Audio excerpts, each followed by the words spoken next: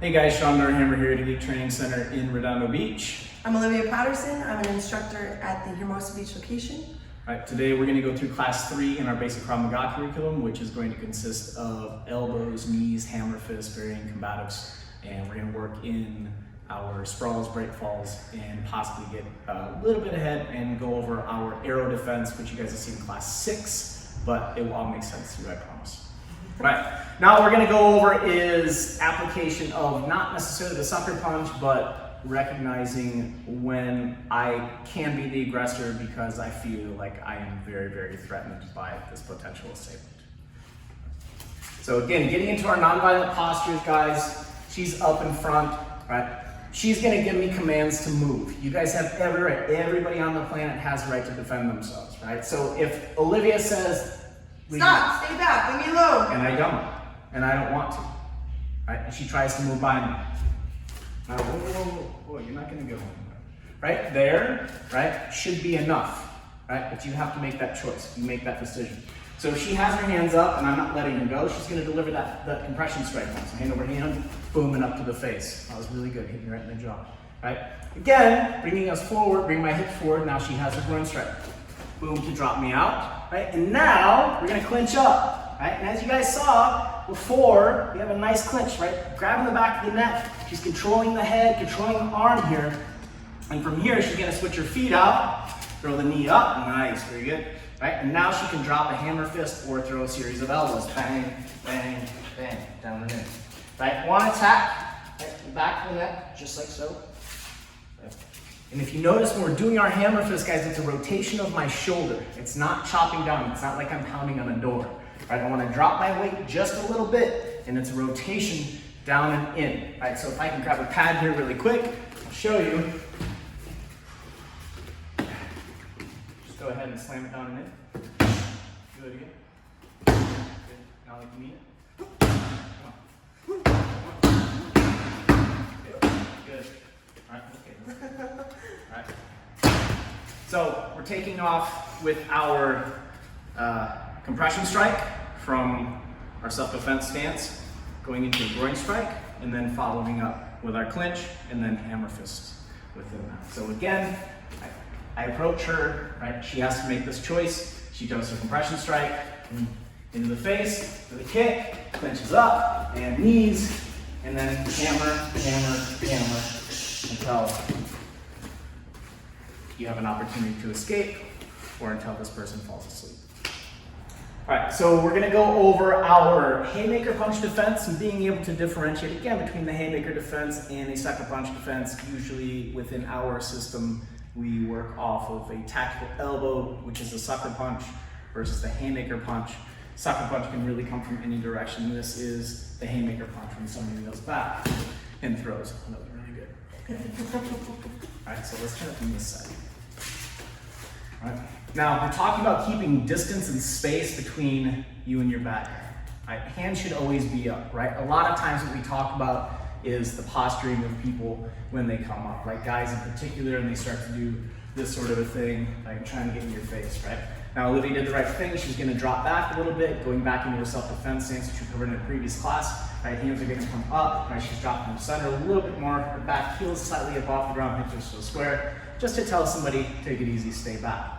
All right, now for us, and you guys need to take this into account too, I'm not going to turn around, right, until I have enough space to where this person can't actually hurt or hit, make contact in any way, right? So if she just assumes that I'm just gonna walk away as I turn my shoulder, she drops her hands, that's the bad day for her, right? So we wanna make sure that we're keeping those hands up, right? So if I do drop back, as soon as she sees the shoulder coming in, she drives in, boom, hits, right? She's gonna latch onto the neck, good, grabbing onto the tricep. And here, guys, is gonna be a nice opening to attack what we refer to as the box, which is pretty much mid-thigh up to about the hips, right? The groin obviously is here. She's gonna bring the knee up and in, right? Now, from here, she's gonna throw 2 elbows. 1, 2, compression strike, and then the push kick away, right? And if you guys were watching the first couple of videos, you saw how this all will play a role in everything that we do in our systems, right? So again, I'm gonna go a little bit faster now, right? And then break down what you want to look for, key components of somebody throwing a haymaker punch at you or sucker punch, whatever it is. Right? So drop back, enter, hit, elbow, push. Good. Right? Let's do it one more time on this side. Right? Now back. Good. Good. All right. Now, things you want to look at if you're dealing with a bad guy.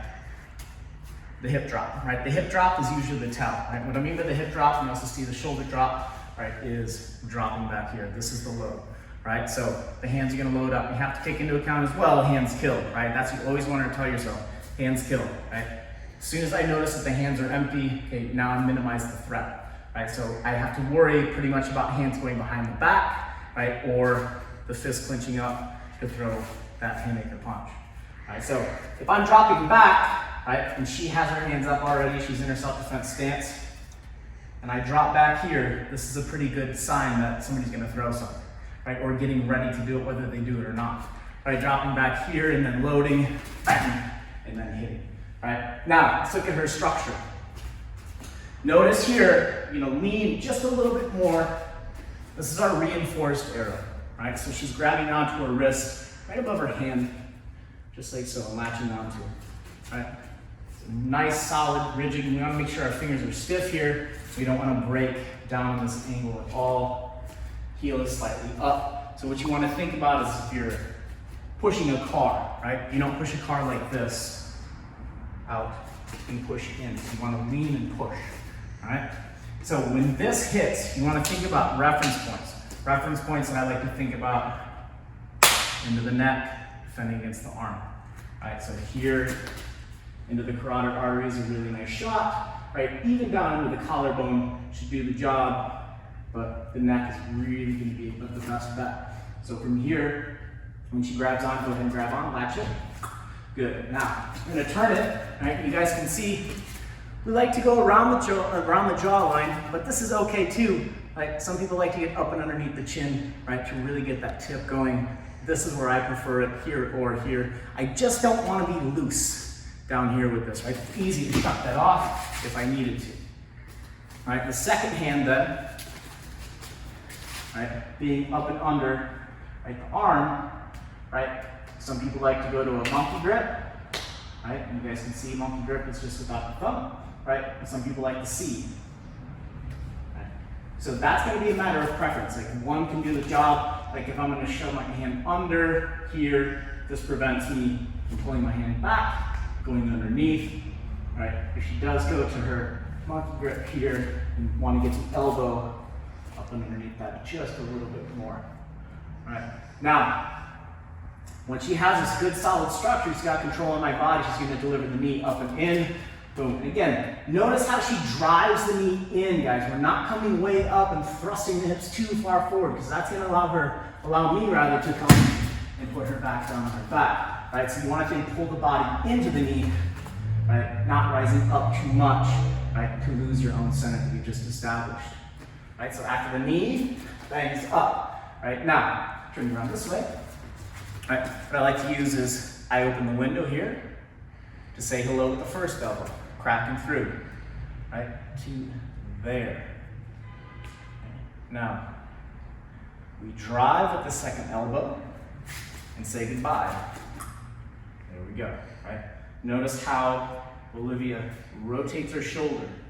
Rotate the shoulder down and in, hollowing out the chest, right? Making sure that the elbow isn't going past the center line, right? Straight down and through, right? Clip, clip, right? A lot of times we talk about the mask. You want to aim for the mask. This is where the skin is the thinnest. This is where you're going to get the most blood out of somebody's head, right? Now, the compression strike, the elbows will fold. She loads up and she does a compression strike. That's going to either go to the chest or go to the face, right? So if she goes to the face, boom, here, again, presents the hips forward. We have our kick, right? Or come back far enough, we have our push kick, right? So, to do it one more time, I throw, she drives, latches on, goes for the knee, opens up and elbows to one, drives, elbows two, push, and then push kick away. Following up now, we had class 3, which worked off of our compression strike from a non-violent posture, telling somebody to stay back. So we popped, kicked, clinched up, threw a knee, and then a series of hammer fists. Right, now how we do that in the workout. And now what we're gonna do, guys, is I'm gonna just get into my self-defense stance. Right? I'm gonna fold, right? When we do this, I want you to breathe through your core, so really tighten up your guts, right? And breathe up through, don't breathe through here. Stop doing that. Don't do that here. Right, so when you do that, right, then we're just gonna throw the kick. So as we throw the kick, right, add a little bit of a snap through the knee. From here, we're gonna set in, right, so you create those reference points, grabbing the net, grabbing onto the tricep, right, in any way you like, C-clamp or the monkey paw, right, and then driving the knee up, and then rotating the shoulder. Right, now, how are we gonna work that in? Now, once that happens, guys, what we're gonna do is we're gonna sprawl out. So we sprawl out again, hands down, hips down, back up. Then we're gonna circle. Circle around, circle around, circle around. All right, so we're gonna do this a little bit faster now. So compression strike, kick, clinch, grab knee, stay hammers. Sprawl, back up, circle around, circle around, circle around. All right, now you guys should have enough space wherever you are, wherever you're watching this. You are doing this at home, nice and easy. Make sure that when you sprawl out, that you're sprawling onto a surface that you can actually sprawl onto. If you have a coffee table, maybe you want to move it up a little bit. So, hope you guys have a good time with it. If you have any questions, let us know. Be sure to like, comment, and subscribe. Yeah, and do that.